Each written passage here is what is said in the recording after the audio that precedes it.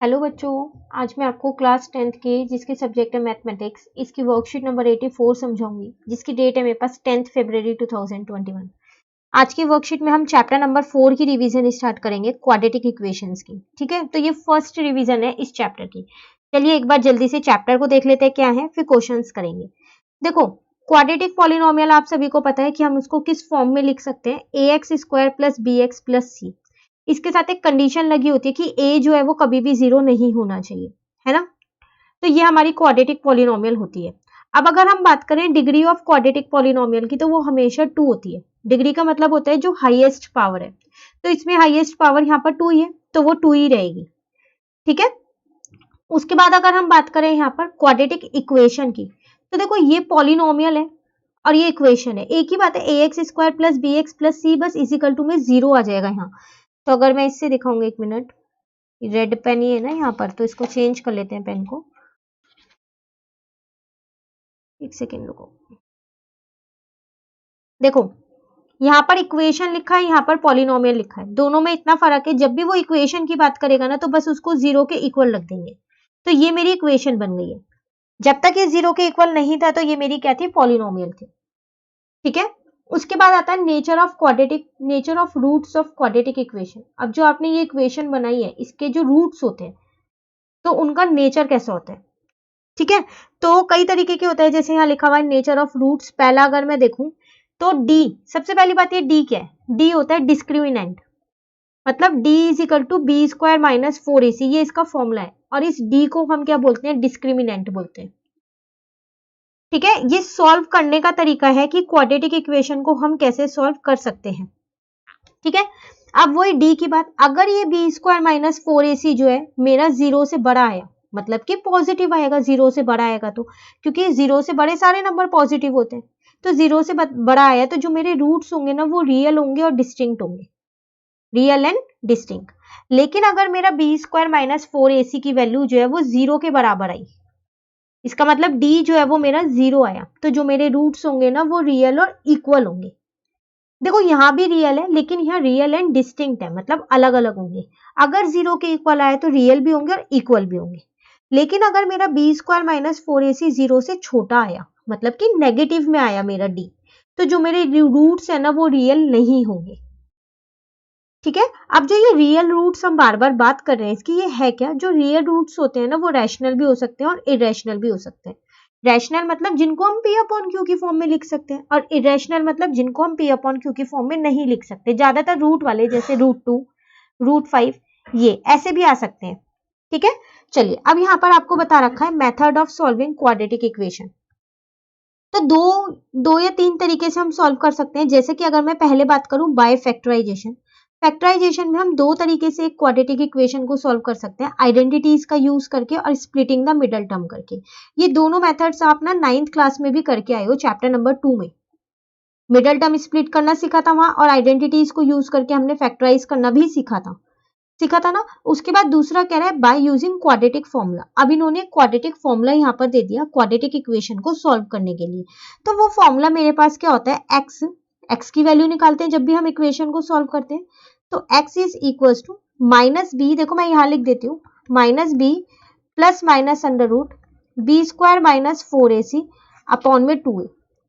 तो इससे मेरे दो रूट्स निकल के आते हैं। ठीक है, तो वो जो दोनों रूट्स हैं वो इसके क्या हो जाएंगे, सॉल्यूशन हो जाएंगे। ठीक है, तो आप दो तरीके से कर सकते हो, फैक्टराइजेशन से और क्वाड्रेटिक फॉर्मूले से। तो जब कुछ भी ना लिख के दे तो आप किसी भी तरीके से कर सकते हो, लेकिन जब आपको मेंशन कर दे कि फैक्टराइजेशन से करना है तो फिर आपको इन दोनों में से कोई सा एक तरीका लगाना है। ठीक है, और अगर जब मेंशन कर दे कि क्वाड्रेटिक फॉर्मूले से करना है तो आपको फिर ये वाले फॉर्मूले से करना है। ठीक है, तो ये था चैप्टर का छोटा सा बेस, तो आपको समझ में आ गया। ये आपको याद होने चाहिए कि रूट्स का नेचर यहाँ पर कैसा होगा। ठीक है, तीनों चीज याद होनी चाहिए। जैसे चैप्टर नंबर 3 में हमने एक वो टेबल याद की थी ना, a1 upon a2 not equal to b1 upon b2 वाली, ऐसी इसमें हमारे लिए ये इंपॉर्टेंट है। ठीक है ना, चलिए अब देखते हैं हम यहाँ पर क्वेश्चंस। अच्छा, अभी एक और चीज यहाँ कह रहा है फैक्ट्स एंड फॉर्मूलाज, तो फॉर्मूलेज आपको यहाँ बता रखे हैं। देखो, क्वाड्रेटिक इक्वेशन आपके पास ये लिखी हुई है, कह रहा है a जो है वो जीरो के इक्वल नहीं होगा, ये हम पीछे भी करके आए हैं, हैज 2 इक्वल रूट्स।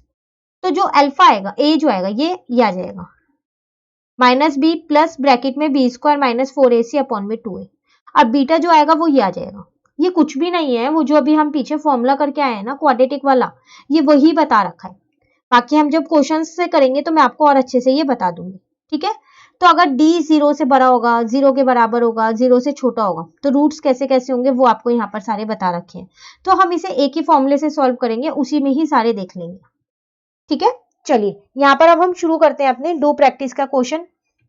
देखो क्वेश्चन नंबर 1 में आपसे यहाँ कह रहा है solve for x by factorisation. देखो यहाँ मेंशन करके दिया है फैक्टराइजेशन से करना है, तो अब आप इसमें क्वाड्रेटिक फॉर्मूला नहीं लगाओगे, फैक्टराइजेशन लगाओगे। तो हम उसमें दो तरीके से कर सकते थे, आइडेंटिटीज लगा के और मिडल टर्म स्प्लिट करके। तो हम मिडल टर्म से करेंगे इसको, ठीक है। तो मैंने a यहाँ लिख दिया 3x square minus 2√6x plus का 2 इज इक्वल टू 0। इक्वेशन है तो देखो 0 लिखा हुआ है इक्वल टू में, ठीक है। तो मिडल टर्म स्प्लिट हमको बोलती है कि जो ये बीच वाला नंबर है इसको दो पार्ट्स में तोड़ना है। इसका मतलब प्लस माइनस करके तो मेरा माइनस का 2√6x आना चाहिए और मल्टीप्लाई करके कितना आना चाहिए, इन दोनों का मल्टीप्लीकेशन आना चाहिए।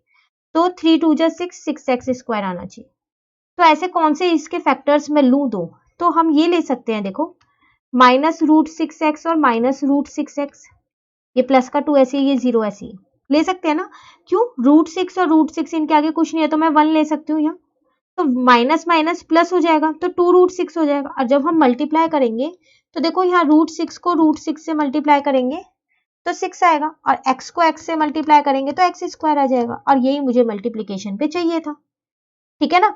अब इन दोनों का एक पेयर तो मैं बना लूं और इन दोनों का, पर कुछ कॉमन भी तो आना चाहिए, आना चाहिए ना। तो देखो मैंने इसको क्या किया, मैंने यहाँ लिख दिया इसको √3, ठीक है, और उसके बाद x का होल स्क्वायर, ये लिख सकती हूँ मैं इसको यहाँ पर। तो इसको मैंने √3 स्क्वायर और x स्क्वायर लिख दिया, और इस √6 को लिख दिया मैंने √3 इंटू में √2x, माइनस इसको भी ऐसे ही लिख दिया। देखो मैं ये ऐसा इसलिए करूं ताकि कुछ यहाँ पर कॉमन आ जाए, क्योंकि जब तक कॉमन नहीं आएगा तो आपके जीरोस नहीं निकल पाएंगे। अब इन दोनों का एक पेयर बना दो और इन दोनों का एक पेयर बना दो। कुछ नहीं किया, मैंने √6 को खोल दिया, √3 और √2 लिख दिया, और 3 को मैं √3 का स्क्वायर लिख सकती हूँ ना, तो वो 3 तो आएगा, ठीक है। अब देखो इन दोनों में से आपको दिख रहा है √3x आपका कॉमन आ गया, तो अंदर एक √3 आपके पास बचा और एक x बचा, यहाँ पर आप पे √2 बचा। फिर ऐसे अगर आप यहाँ देखो तो आपके पास √2 कॉमन आ रहा है, क्योंकि यहाँ भी है एक और यहाँ पर भी है। तो अंदर एक √3x बचा, बाहर माइनस था, अंदर का साइन चेंज हो गया, एक √2 बचा। आ गए ना दोनों ब्रैकेट सेम, इसका मतलब एक √3x माइनस √2 आ गया, और एक आपके पास आ गया √3x माइनस का √2,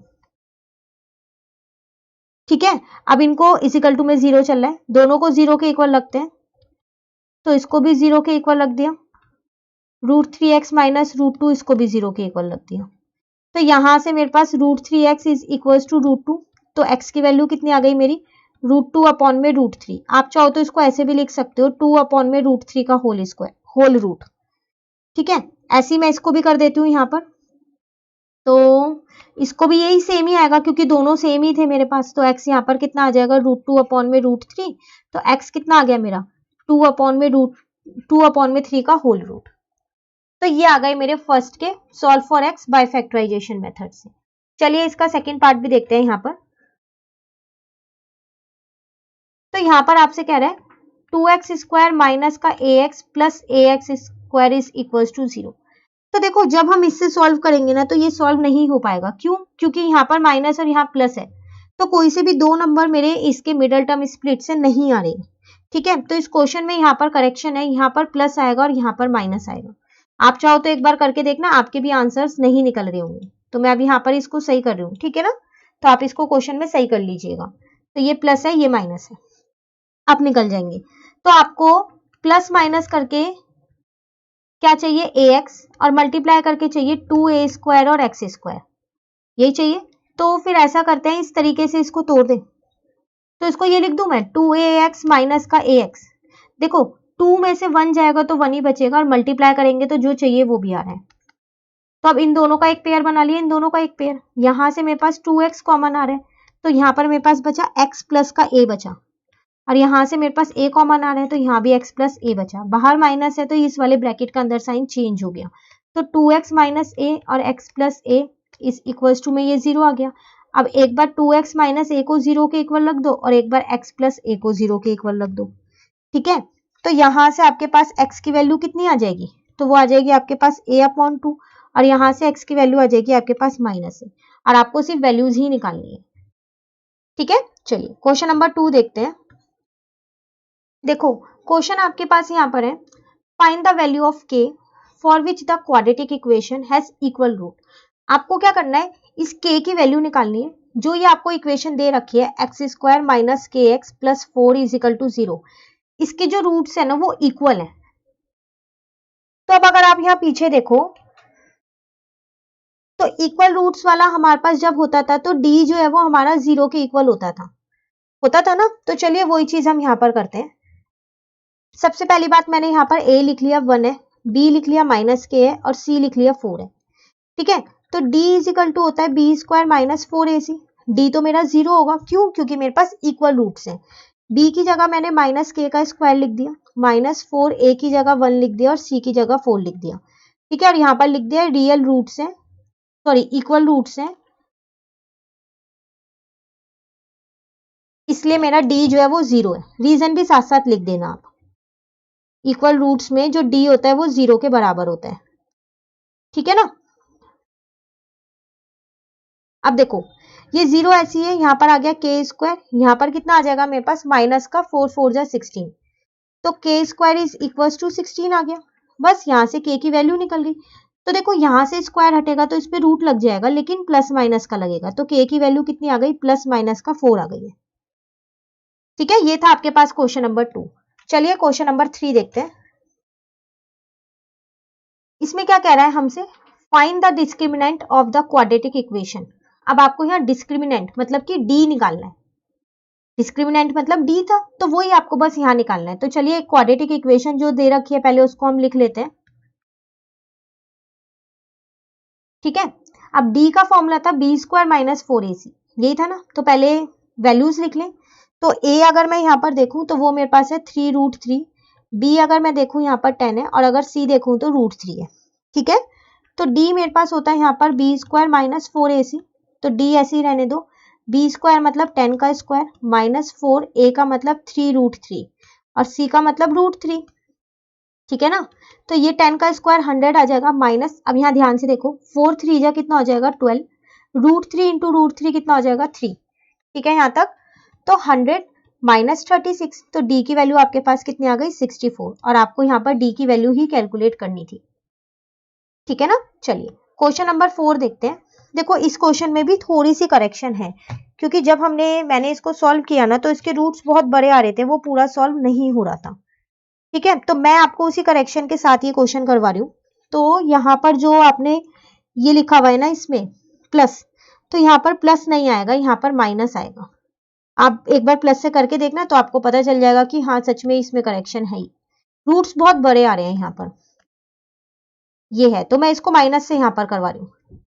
ठीक है, अब देखो हम माइनस से कैसे करेंगे। यहाँ पर सबसे पहली बात तो बेस सेम कर लेते हैं, तो एलसीएम ले लेते हैं। x प्लस 4 यहाँ पर आ जाएगा x माइनस 7, ये 11/30 मैंने आगे ऐसे लिख दिया। अब देखो इस वाले में इस टर्म में x प्लस 4 है तो यहाँ आ जाएगा x माइनस 7, माइनस का साइन। इस वाली टर्म में x माइनस 7 नीचे लिखा है तो यहाँ आ जाएगा x प्लस 4, ब्रैकेट में इसलिए लिखा है क्योंकि बाहर माइनस है। ठीक है, तो x minus 7 minus x minus 4, bracket open हुआ तो अंदर का साइन चेंज हो गया मेरा। ठीक है, यहाँ तक क्लियर है।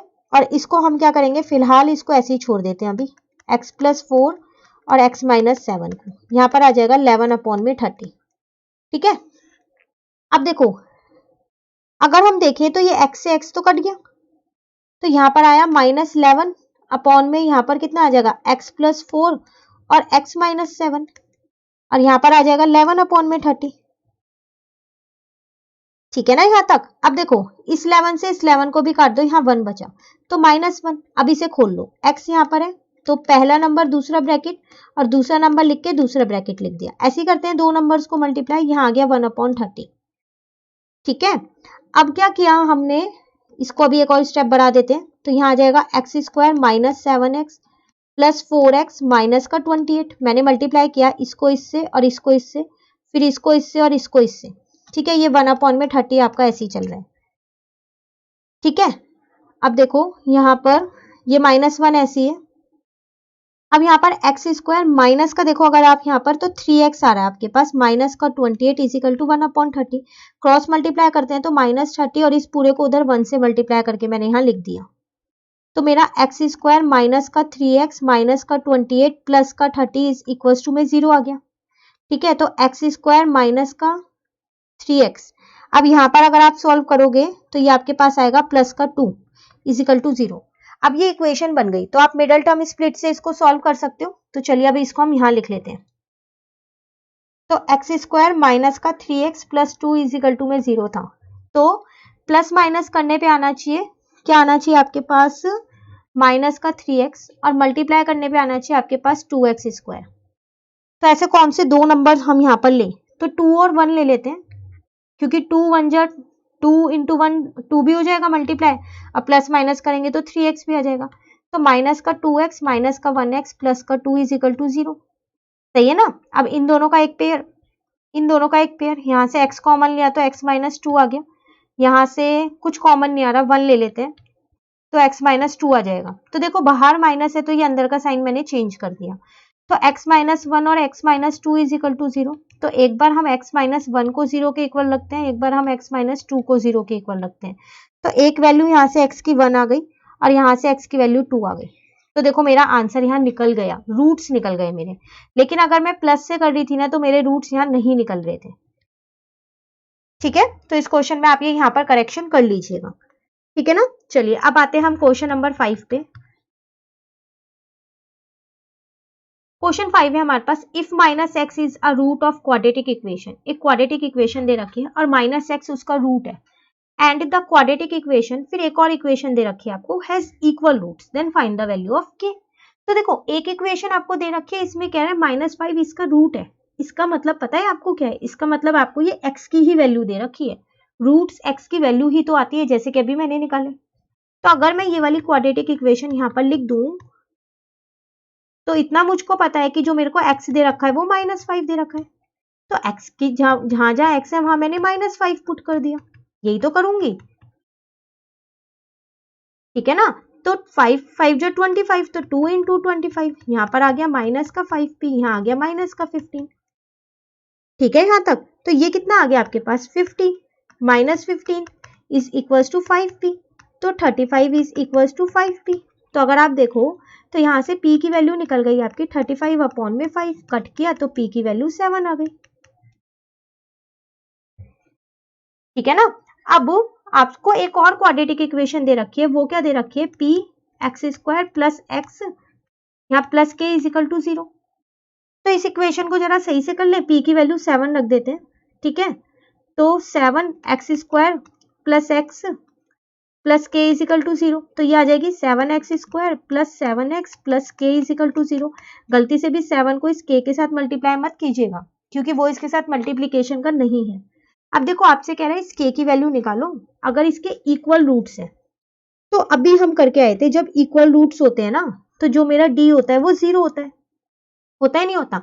तो चलिए वैल्यूज लिखते हैं, ए की वैल्यू 7 है, बी की वैल्यू भी 7 है, सी की वैल्यू के है। तो अब इसको यहाँ करते हैं हम, तो इसका मतलब d is equal to b square minus 4ac। D तो मेरा 0 होगा, क्यों, क्योंकि मेरे पास जो है यहाँ पर इक्वल रूट्स दे रखे हैं, और इक्वल रूट में हमेशा याद रखिएगा कि d जो होता है वो 0 होता है। ठीक है, b की जगह भी 7 लिखना है, a की जगह भी, तो 7 का स्क्वायर माइनस 4, यहाँ 7 और c की वैल्यू थी k, तो 0 इज इक्वल टू 49 माइनस 28 के, तो इसका मतलब 28 के इज इक्वल टू 49। और k कितना आ गया आपके पास 49 अपॉन में 28। ठीक है, इसको कट कर दो 7 से, तो k की वैल्यू आपकी आ गई 7/4, और आपको k की वैल्यू ही इसके अंदर फाइंड करनी थी। ठीक है ना। तो ये था आपके पास कौन सा, क्वेश्चन नंबर 5। लास्ट एक क्वेश्चन रह गया आपके पास, क्वेश्चन नंबर 6। चलिए वो भी देखते हैं। यहाँ पर सॉल्व करना है आपको, कह रहा है जो a प्लस बी प्लस सी है ना वो 0 के इक्वल नहीं है। तो पहले यहाँ लिख लेते हैं क्या सॉल्व करना है। ये सॉल्व करना है मुझको। ठीक है, तो ऐसा करते हैं, देखो इस x को ना मैं इधर लेके जा रही हूँ, इस a इसको ऐसे ही रहने दिया, ये यहां पर ले आई हूं। ठीक है ना। अब देखो जब मैंने यहाँ बेस सेम किए तो यहाँ पर मेरा ए बी आ जाएगा और यहाँ पर मेरा बी प्लस ए आ जाएगा बेस सेम करके। ऐसे ही मैंने इसके बेस सेम किए तो यहाँ पर A plus B plus x into में एक्स। अब इस वाले टर्म में ये पूरा लिखा है तो एक्स यहाँ आ जाएगा माइनस ब्रैकेट में आएगा ए प्लस बी प्लस एक्स। यहाँ तक क्लियर है? ठीक है, अब इसको हम आगे लिख लेते हैं। तो ये वाला मैंने सेम लिखा बी प्लस ए अपॉन में ए बी, उसके बाद क्या था यहाँ पर इक्वल टू में था तो x माइनस, देखो अब मैं इस माइनस बाहर है तो अंदर के साइन चेंज कर दूं सारे, तो a minus b minus x हो जाएगा यहाँ a minus b minus x. ठीक है, अपॉन में क्या आएगा a plus B plus x और इंटू में x। चेक कर लेते हैं, यही लिखा हुआ है ना हमारे पास, बिल्कुल यही लिखा हुआ है। तो देखो इस x से ये x तो कट गया, यहाँ पर क्या आ गया, इसको मैं a प्लस बी लिख रही हूँ, लिख सकते हैं ना, प्लस में तो हम आगे पीछे कर सकते हैं। ये बचा माइनस ए माइनस बी और यहाँ बचा a plus B plus x into x. अब देखो ये a plus b upon a b ऐसे ही रहने दो, यहाँ से माइनस कॉमन ले लो तो मैं इसमें a प्लस बी लिख सकती हूँ।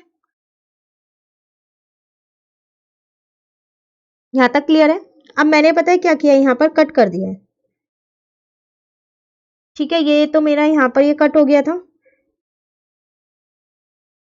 ठीक है, अब देखो ये इससे कट हो जाएगा तो अब आपके पास क्या बचेगा, 1 अपॉन में A B is equal to minus 1 upon में A plus B plus x into में एक्स। क्रॉस मल्टीप्लाई कर लो, A plus B plus x into में X is equal to minus का ए बी। यहाँ तक क्लियर है? तो ये हो गया मेरा ए एक्स, ये हो गया मेरा बी एक्स, ये हो गया मेरा एक्स स्क्वायर। ठीक है, तो इसको जरा एक्स स्क्वायर को पहले लिख दिया, फिर मैंने यहाँ ए एक्स लिख दिया, यहाँ बी एक्स लिख दिया, इस ए बी को भी मैं इधर ले आई, इधर जीरो कर दिया, इन दोनों का एक पेयर बना दिया, इन दोनों का एक पेयर। यहाँ से x कॉमन आया तो x प्लस ए बचा, यहाँ से b कॉमन ले लेती हूँ तो यहाँ भी मेरे पास x प्लस ए ही बचेगा। ठीक है ना? अब देखो तो एक आ गया आपके पास x प्लस बी, एक आ गया आपके पास x plus a is equal to zero. तो एक बार इसको जीरो के इक्वल रख दो और एक बार इसको जीरो के इक्वल रख दो, आ गए आपके। आपको क्या निकालना था, x की वैल्यू ना, तो एक x की वैल्यू माइनस बी आ गई, एक x की वैल्यू माइनस ए आ गई और आपको x की ही वैल्यू इसके अंदर फाइंड करनी थी। तो देखने में ये क्वेश्चन कितना मुश्किल लग रहा था, जबकि कोई मुश्किल नहीं है क्वेश्चन, ये सिर्फ सॉल्व करना था। ठीक है, तो ये थे आपके पास question number 1 to 6 worksheet number 84 के। तो इसी के साथ ये वर्कशीट हमारी चैप्टर नंबर 4 की फर्स्ट रिवीजन वाली वर्कशीट जो है वो कंप्लीट हो गई। अब वर्कशीट नंबर 85 जो है वो हम अपनी नेक्स्ट वीडियो में करेंगे। तो अगर आपको ये वीडियो अच्छी लगी तो आप इसको लाइक जरूर कीजिएगा और मेरे चैनल को सब्सक्राइब कीजिएगा। Thank you.